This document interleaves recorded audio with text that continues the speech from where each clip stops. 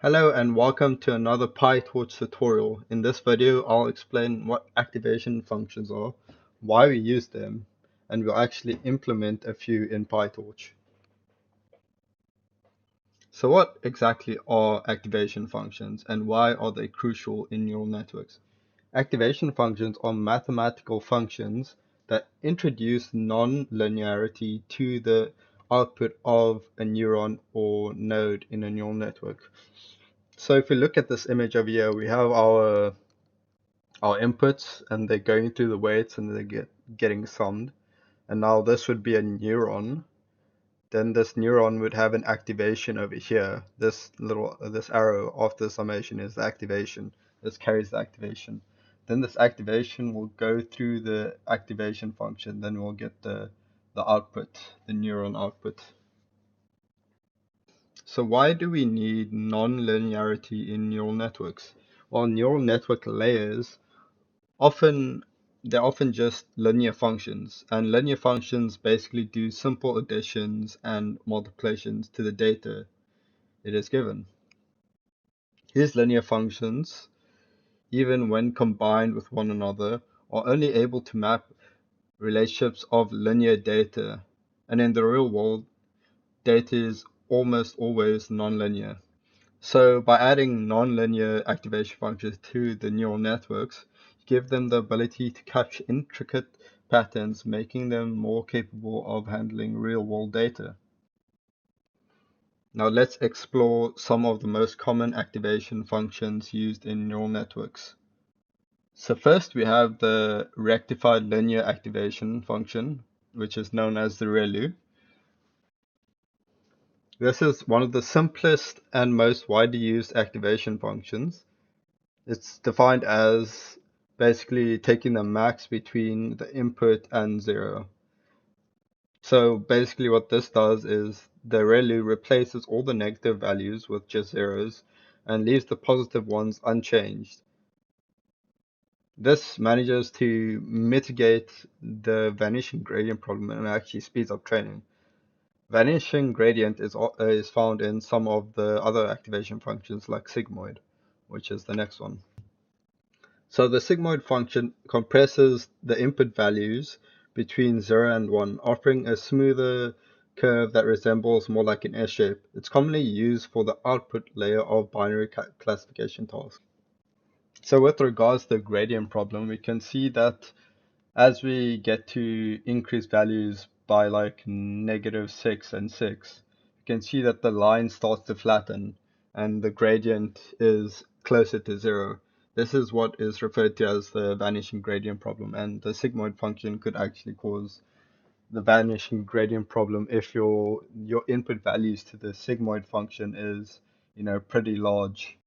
So next we have the hyperbolic tangent or tanh activation function. This is similar to the sigmoid function, but it maps the inputs instead of 0 to 1, it maps it from -1 to 1. Okay, this centered behavior helps with zero-centered data and can improve convergence during training. This also can cause the vanishing gradient problem, just by the way. So the softmax transforms a vector of raw scores on the left here. These are known as logits. They can also be negative, by the way. And they transforms them into probabilities, like over here on the right. You can see that they take the power of these logits and they divide it by the sum of the power of the logits. And then that gives the probabilities. And this makes it easier to find like the model's confidence in predicting like each class. So you can see here that I had a 90% confidence for predicting the second class over here and only like a 5 for the third. But yeah, that's all of the activation functions that I wanted to get into right now. Now that we've learned the theory, we can actually just start practicing them by coding. So let's get into that. Cool, so I've imported matplotlib and I've imported torch. First off, I'm just going to make a tensor called x, and this x is going to count up from -10 to 10 in steps of 0.1. So it'll be torch dot arrange, and then the initial value, which is -10, then 10, and the steps will be 0.1.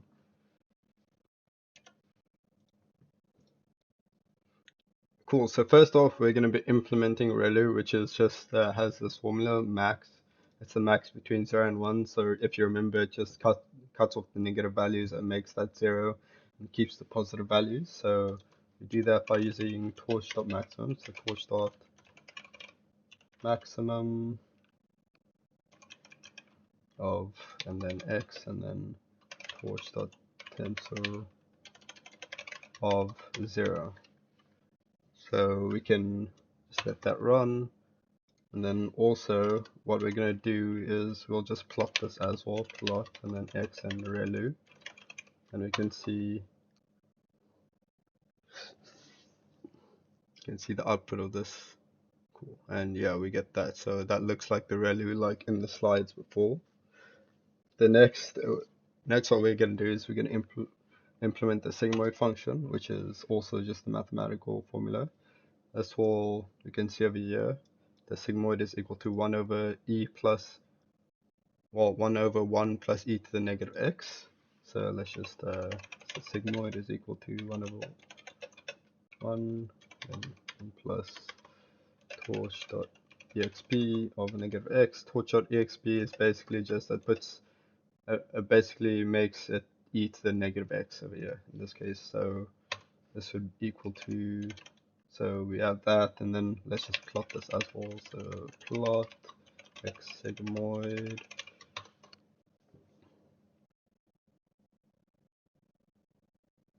and we see, yeah, that's a sigmoid. It's centered around 0.5, and it goes from 0 to 1. Alright, cool. Okay, cool. So next what we're gonna do is we're gonna implement tan h, and this is pretty, so we just follow the formula again. So we have e to the x, so we can go torch.exp, then we have x over here, then this is gonna be minus torch.exp of negative x, and then we can actually just copy paste this, since it's just the same as the denominator is basically the same as numerator except for the plus over here in the middle. Then we have the tan h, and let's just plot this as well. Plot, and then x comma, this is tan h, and we can see, yep, it's the same. Except it's going for same as the sigmoid. Then it's, instead of it going from 0 to 1, it's going from negative 1 to 1 and centered around 0. Okay, lastly we have the softmax.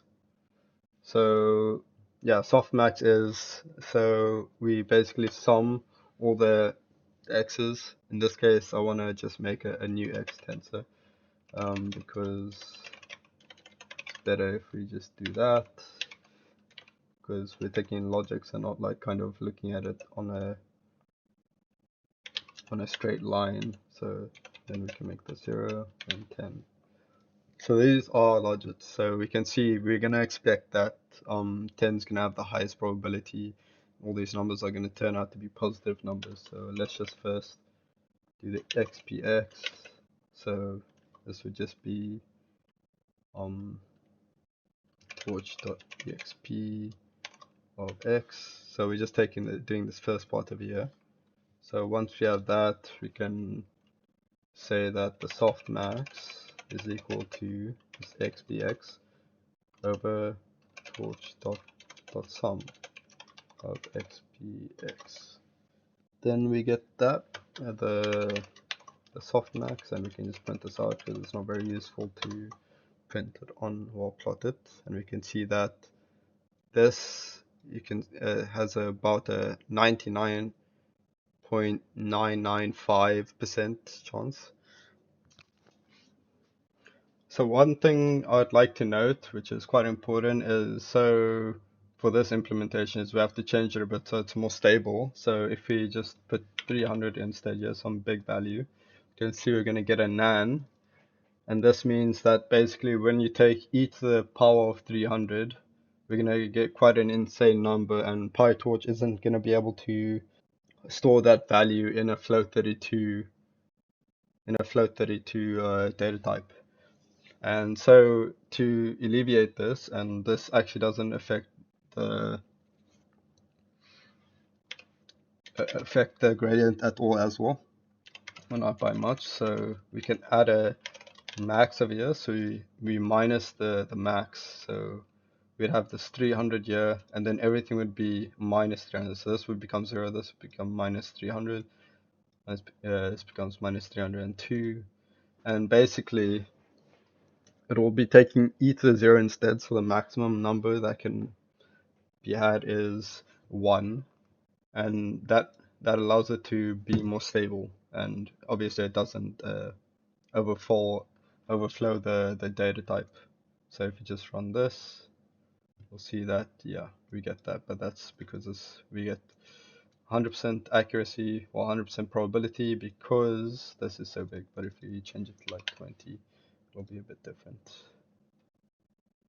Still 100%, or still rounds that. But yeah, you get my point. I hope you guys enjoyed this video. This is the implementing and the theory of activation functions. So I hope you guys got some understanding, and I'll see you guys in the next video.